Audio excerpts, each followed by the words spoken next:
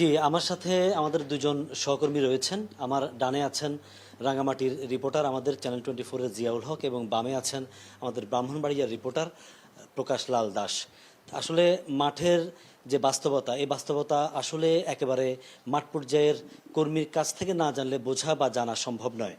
এবং একটি এলাকার আসলে বাস্তবতা এক এক রকম, চ্যালেঞ্জ এক এক রকম। আমি আমার দুই সহকর্মীর কাছ থেকে তাদের অঞ্চলের কি কি সমস্যা, কি কি অসুবিধা, কাজের কি সীমাবদ্ধতা, সেই বিষয়গুলো জানার চেষ্টা করব। প্রথমে আমার হাতের ডানে জিয়াউল হকের কাছে জানতে চাইব, রাঙামাটি রিপোর্টার, যে আসলে আপনি তো একটা পাহাড়ি এলাকায় কাজ করেন, তো পাহাড়ি এলাকার বাস্তবতা একটু ভিন্ন রকম সমতলের চেয়ে, সেই বাস্তবতা, সেই চ্যালেঞ্জটা আসলে কেমন? এখানে আসলে কাজের বাস্তবতা আসলে চ্যালেঞ্জটি আসলে বেশি। যেমন সমতলের রিপোর্টারদের আসলে যোগাযোগের যে সুবিধাটা আছে, পাহাড়ের আসলে একটি জেলা শহর থেকে একটি উপজেলায় যেতে যে ধরনের দুর্গমতা পথ পাড়ি দিতে হয়, তারপর হচ্ছে সংবাদ সংগ্রহ করার পরে এই যে ফুটেজ সংগ্রহ করার যে একটা চ্যালেঞ্জ, এখানে আসলে অনেক জায়গায় হচ্ছে আমাদেরকে আমাদের যেতেও পারি না, ওইখানে আমাদেরকে মোবাইল নেটওয়ার্কের সমস্যা রয়েছে, এটা একটা বড় চ্যালেঞ্জ আমাদের কাজ করতে গিয়ে। সেখানে আমাদের ওই স্থানীয়ভাবে চেষ্টা করতে হয় কোনো ধরনের মোবাইলের ফুটেজ সংগ্রহ করে আমাদের সেই সময় প্রাথমিকভাবে কাজ চালিয়ে নিতে হয়। তারপর হচ্ছে সেই জায়গাটাতে আমাদেরকে দুর্গম পথ পাড়ি দিয়ে সেই স্পটে গিয়ে তারপরে এভাবেই আমাদের আসলে কাজগুলো করতে হয়। অনেক ক্ষেত্রে সেখানে গিয়ে আসলে মোবাইলের লাইভ দেওয়া সম্ভব হয় না, সেটা সরাসরি আমরা দর্শককে জানাতে চেষ্টা করি সেখানকার অবস্থাটা কি। এই মোবাইল নেটওয়ার্কের কারণে আসলে সেটাও আমরা জানাতে পারি না। এটা তো হলো আপনার কারিগরি বিষয়গুলো। এই যে রাজনৈতিক বা সাংগঠনিক যে তৎপরতা আছে, সেই জায়গাগুলো থেকে আপনার কি ধরনের অসুবিধার মধ্যে পড়েন? এটা তো আসলে মাঠ পর্যায়ে নিজের কাজের অবস্থা। নিউজের কাজের আসলে প্রেক্ষাপটটা একদমই ভিন্ন। এখানে নানা ধরনের আঞ্চলিক সংগঠনের প্রায় 4 থেকে 5টি গ্রুপ আছে। এদের বিভিন্ন এলাকা, তাদের আবার বিভিন্ন এলাকা ভিত্তিক তাদের নিয়ন্ত্রণ রয়েছে। এই এই এই জায়গাটাতে পাড়ি দিতে হলেও তাদের আসলে গ্রিন সিগন্যাল ছাড়া আমাদের আসলে ওই জায়গাগুলোতে যাওয়া যায় না। তারপর হচ্ছে যে আবার কারো পক্ষে একটু যদি কোনো নিউজ তাদের কোনো বিপক্ষে যায়, আবার ওই এলাকা পার হতে গেলেও আবার তাদের এইটা রোশনালে পড়তে হয়। নানা ধরনের সীমাবদ্ধতা তো আছেই আসলে কাজ করতে গেলে। জি, আপনাকে অনেক ধন্যবাদ। এবার একটু প্রকাশ লাল দাস, আপনার কাছে জানতে চাইবো যে আসলে ব্রাহ্মণবাড়িয়া তো একটা, আমরা দেখি যে বিভিন্ন সময় সহিংসতা, সংঘাত লেগে থাকে নানান কারণে, রাজনৈতিক, সামাজিক। এই বাস্তবতাটা আসলে আপনি কিভাবে মোকাবেলা করেন?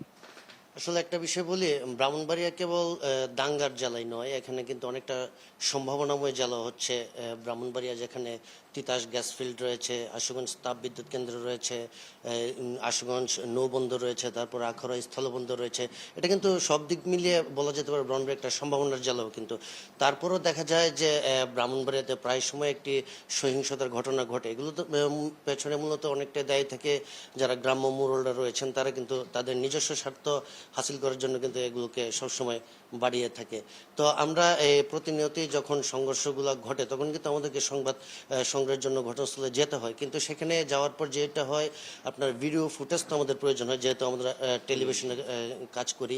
তো সেখানে যেহেতু যারা সংঘর্ষে লিপ্ত হয়, পরবর্তীতে দেখা যায় পুলিশ কিন্তু ভিডিও ফুটেজ দেখে দেখে আপনার যারা অপরাধী তাদেরকে শনাক্ত করে তাদেরকে আইনের আওতায় আনে। সেক্ষেত্রে যারা এই অপরাধের সাথে জড়িত তাদের ক্ষোভটা কিন্তু ওই সাংবাদিকের উপরে থাকে, যে সে এই ভিডিও ফুটেজটা করেছিল, তার ফুটেজ দেখে আমাকে আইডেন্টিফাইড করেছে। তো মানে আপনার বলতে গেলে মফস্বল পর্যায়ে সাংবাদিকতা দিনের পর দিন যত সাংবাদিকতা আধুনিক হচ্ছে, ততটা কিন্তু মফস্বল সাংবাদিকতা কিন্তু অনেকটা চ্যালেঞ্জের মুখে পড়ছে আর কি। বিভিন্ন কারণে, রাজনৈতিক এবং সামাজিক বিভিন্ন কারণে নোয়াখালীর গুরুত্বটা ভিন্ন নিউজের বিষয় যদি চিন্তা করি। তো সেই জায়গাতে আপনারা যে খেটে খুঁটে কাজ করেন, নিউজ তুলে আনেন, চেষ্টা করেন চ্যালেঞ্জগুলো উতরে গিয়ে, এই নিউজগুলো কতটা প্রচার আসলে সম্ভব হচ্ছে, বা জনমানুষের ইয়েটা কি, আসার জায়গাটা কতটুকু আসলে প্রতিফলিত হচ্ছে? আমি আসলে একটু শুরুতে সংকটের কথাটা যদি এভাবে বলি যে আসলে প্রতিদিনই কিন্তু এখন বর্তমানে প্রতিদিনই কিন্তু সাংবাদিকতা একেবারেই চ্যালেঞ্জিং এর পর্যায়ে চলে গেছে এবং সংকটে পড়ে যাচ্ছি আমরা। একই সঙ্গে আমাদের মধ্যে একটা চাপা আতঙ্ক কিন্তু সাম্প্রতিক সময় তৈরি হয়ে গেছে। আমি আপনার যে প্রশ্ন সেটা যদি আমি এভাবে বলি যে মানুষের প্রত্যাশা অনেক বেশি থাকে। ধরুন আমরা একটা হয়তো সংবাদ সংগ্রহ করতে গেলাম, সেটি হয়তো অনায়ার হলো, আবার কখনো কখনো নানা কারণে কিন্তু অনায়ার হয় না। যখন অনায়ার হয় না তখন কিন্তু আমরা তাদের কাছে এক ধরনের কালফিট হয়ে দাঁড়াই, যে তারা হয়তো মনে করে যে আমরা তাদের কোনো প্রতিপক্ষের সাথে আছি বলেই হয়তো আমরা তাদের নিউজটা অনায়ার করি নাই, বা চাপে পড়ে আমরা হয়তো নিউজ করছি না, এরকম একটা বিষয় থাকে মফস্বলের পর্যায়ে। আরেকটি বিষয় আমি যদি একেবারে সর্বশেষ মানে 1 সপ্তাহ আগের যদি একটি ঘটনা বলে থাকি, যে সেটি সুবর্ণচরে একটি প্রোগ্রামকে কেন্দ্র করে যখন আমরা যাই সেখানে, তখন সেখানে তারা মারামারি করছিল, একটা প্রোগ্রামকে ফন্ড করার চেষ্টা করছিল একটি পক্ষ। সেখানে আমাদের ক্যামেরাম্যান যিনি ছিল তার ক্যামেরাটা কাঁধে ছিল, কিন্তু সেই ক্যামেরা কাঁধে থাকা অবস্থায় হয়তো সেটি অন ছিল বলেই যারা প্রতিপক্ষ, যারা পণ্ড করতে এসছে, তারা ভাবছিল সেটি রেকর্ড করা হচ্ছে। তারা এসেই কিন্তু ক্যামেরা পার্সনের উপরে হামলা করেছে এবং আমার ক্যামেরার পিছনের অংশটা ভেঙে গেছে, আমার ক্যামেরাম্যান আহত হয়েছে। আমি এবং আমার অন্য যে সহকর্মীরা ছিল তারা খুব দৌড়ে গিয়ে তারা রক্ষা করার চেষ্টা করেছে। এক্ষেত্রে যেমনটি হতে পারত সেটি হচ্ছে আসলে রাজনৈতিক শিষ্টাচারটা নষ্ট হয়ে গেছে, যার ফলে তারা যদি আমাদেরকে এসে বলতো যে ভাই আপনারা যদি রেকর্ড করে থাকেন সেটি হয়তো সরিয়ে ফেলেন, এরকমটি বলতে পারতো, কিন্তু না বলে হামলা করা হচ্ছে। এবং সর্বশেষ যদি আমি বলি যে আন্দোলনটা হলো, এই আন্দোলন পরবর্তী সময় কিন্তু একটা মবের যে একটা সৃষ্টি হলো, এতে কিন্তু সত্যিকার অর্থ হচ্ছে আমরা যারা মফস্বলে কাজ করি আমরা অনেকটাই সংকটের মধ্যে আছি এবং চ্যালেঞ্জ শঙ্কার মধ্যে আছি। আসার জায়গাটাও অনেক বড়। অবশ্যই আছে। আপনাকে ধন্যবাদ। এবার একটু নুরুস্তফা মানিকের কাছে জানতে চাইবো, এর আগে আমরা পাহাড়ের চ্যালেঞ্জগুলো নিয়ে শুনছিলাম রাঙামাটির জিয়াউল হকের কাছ থেকে। আপনার কাছে শুনতে চাইবো এই যে আপনার সেখানকার বাস্তবতা কি, মানুষ কেমন নিউজ আশা করছে বা কতটা প্রচার করতে পারছেন?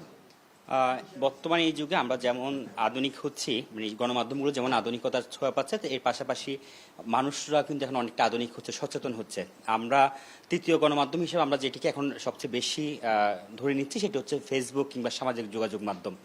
সেই সব যোগাযোগ মাধ্যম ব্যবহার করে কিন্তু অনেক তথ্য কিন্তু এসে যাচ্ছে, যার হয়তো বা কতটা সত্য কিংবা কতটা মিথ্যা সেটি কিন্তু যাচাইয়ের সুযোগটা কিন্তু অনেক পরে গিয়ে হচ্ছে। কিন্তু আগে মানুষ যারা গ্রাহক কিংবা যারা একটু ব্যবহারকারী তারা কিন্তু নিয়ে নিচ্ছে। তো আমরা সেটা করতে গিয়ে দেখা যাচ্ছে কি আমরা বেশ কিছু আপনি কি এটা বলতে চাচ্ছেন মানুষ বস্তুনিষ্ঠ বা সত্য খবরটা পেতে চায়? কিন্তু অনেক সময় দেখা যাচ্ছে কি গণমাধ্যম, আমরা যারা মূলধারার গণমাধ্যমে কাজ করছি তারা কিন্তু আমরা অনেক সময় যা না তা মানে যা তা কিন্তু আমরা দিতে পারছি না, কিংবা আমাদেরকে একটা নিয়মের মধ্যে গিয়ে দিতে হচ্ছে। কিন্তু সেটা করতে গিয়ে আমরা দেখা যাচ্ছে কি যারা আমাদের দর্শক কিংবা যারা আমাদের এই বিষয়টি দেখাচ্ছে, মানে যারা দেখেন, যারা গ্রাহক, তারা অর্থাৎ যারা পাঠক, তারা কিন্তু অনেক সময় চ্যালেঞ্জের মুখে ফেলে দিচ্ছে। আমি যদি একটু ছোট করে বলি, যদি একটু সময় দেন, সেটা হলো যে পাহাড়ের বৈশাখী উৎসব গেল এপ্রিল মাসে। তো আমরা দেখেছি 3 পার্বত্য চট্টগ্রামে আমরা যারা গণমাধ্যম কর্মীরা রয়েছে আমাদেরকে কিন্তু মানে নাম সর্বোচ্চ কোনো একটা ব্যানার দিয়ে, কোনো সংগঠনের নাম নিয়ে ব্যানার দিয়ে কিন্তু গণমাধ্যমকে বয়কটের ডাক দিল, বললো যে বাইস জার্নালিজম করেছি আমরা। আসলে আমরা কোন জায়গায় বাইস জার্নালিজম করেছি সেটা আমরা জানি না। যারা একটি স্বার্থান্বেষী মহল ফেসবুকে কিন্তু তারা কিন্তু রিউমার ছড়িয়েছিল পাহাড়ের বিভিন্ন ঘটনাকে ঘিরে, কিন্তু সেটা তো আমরা গণমাধ্যমরা যারা মূলধারার গণমাধ্যম তারা কিন্তু আমরা কিন্তু এটির দায়িত্ব নিয়ে কিংবা আমরা এই ঘটনাটাকে আমরা কিন্তু সত্যটা না পাইলে কিন্তু আমরা কিন্তু এটা করতে পারি না। তবে আমরা অনেক সময় দেখা যায়, আমি যদি একটু ছোট করে বলি, যে ডিগিনালার ঘটনা যেটি হচ্ছে আমাদের সেপ্টেম্বর মাসে হয়েছিল। তো যখন আগুন জ্বলছিল ডিগিনালায়, তো গণমাধ্যম সামাজিক যোগাযোগ মাধ্যমে বলা হচ্ছিল খাগড়াছড়িতে ডিগিনালায় শত শত মানুষ মারা গিয়েছে, কিন্তু আসলে সেই সময় কিন্তু কোনো প্রাণহানির ঘটনা ঘটেনি, কিন্তু আহত ছিল। কিন্তু তাহলে এটা কি বলা যায় যে এই সামাজিক যোগাযোগ মাধ্যম আর আমাদের যে টেলিভিশন প্ল্যাটফর্ম, এই জায়গাতে যাচাই বাছাইয়ের যে বিষয়টা, এটি নিশ্চিত হয়ে নিউজ করাটা এক ধরনের চ্যালেঞ্জ এবং মানুষ প্রত্যাশা করে সঠিক সংবাদটা আসে। আপনাকে অনেক ধন্যবাদ মানিক। আমরা এবার একটু যেতে চাই, আমাদের আরেকজন সহকর্মী বান্দরবান থেকে এসছেন, আমাদের ইয়াসুল হাকিম চৌধুরী। আপনিও তো একদম প্রান্তিক পর্যায়ে সীমান্ত একটি জেলাতে কাজ করেন, সেই জায়গার মানুষের প্রত্যাশা অনেক চ্যালেঞ্জের মধ্যে, কতটা প্রত্যাশা আসলে জায়গা পূরণ করা সম্ভব হচ্ছে? আসলে গণমাধ্যমের কাছে মানুষের প্রত্যাশা সবসময় একটা বিশাল আকার নিয়ে থাকে, তেমনি আমরাও চেষ্টা করি আসলে পিছিয়ে পড়া অঞ্চল থেকে, দুর্গম এলাকাগুলো থেকে সংবাদ দর্শকের কাছে, পাঠকের কাছে ঠিকভাবে পৌঁছে দেওয়ার জন্য। তত বিভিন্ন আঞ্চলিক সংগঠনের দূরত্ব যেমন বেড়েছে, সশস্ত্র গ্রুপের দূরত্ব যেমন বেড়েছে, পাশাপাশি সীমান্ত এলাকাগুলোতে আরকান আর্মির অনুপ্রবেশ, পাশাপাশি রোহিঙ্গার অনুপ্রবেশ, সীমান্তে মাদক চোরাচালান, সব মিলিয়ে কিন্তু এলাকার মানুষের মধ্যে যে সঠিক সংবাদ উপস্থাপন করা, সেটা কিন্তু অনেক সময় আমরা অনেকভাবে বাধাগ্রস্ত হচ্ছি। একটু যদি বলি যে এসব খবর দিচ্ছেন কিন্তু বার্তা কক্ষ থেকে প্রচার করা সম্ভব হচ্ছে না, বা সে জায়গায় কোনো রকমের আপনি ওই অসঙ্গতি দেখেন কিনা? সংবাদ আমরা প্রেরণ করার পরে আসলে অনেকগুলো বাধ্যবাধকতা এখানে রয়ে যায়, যেগুলো আমরা নিউজগুলো ঘটনাস্থল থেকে তুলে আনার পরেও কিন্তু আমরা অনেকগুলো বাধ্যবাধকতার মধ্যে পড়ে যাই। যে জিনিসগুলো আমরা ঢাকা অবধি পৌঁছানোর পরেও কিন্তু অনেক বাধ্যবাধকতা থাকে, যার কারণে কিন্তু আমরা গ্রাহকের যে প্রত্যাশা, দর্শকের যে প্রত্যাশা, সেই প্রত্যাশার জায়গা থেকে আমরা গণমাধ্যম কর্মীরা সেই নিউজগুলো আসলে ফুটিয়ে তুলতে পারতেছি না। বিষয়টা এরকম যে আপনারা আপনাদের জায়গা থেকে কাজ করছেন, কিন্তু ফিল্টারিং এর জায়গা থেকে বা পলিসি লেভেল থেকে অনেক সময় অনেক কিছু হয়তো কাটছাট করা হচ্ছে, কিংবা আপনি আপনার জায়গা থেকে যতটুকু পাঠিয়েছেন ততটুকু তো প্রচার করা সম্ভব হচ্ছে না।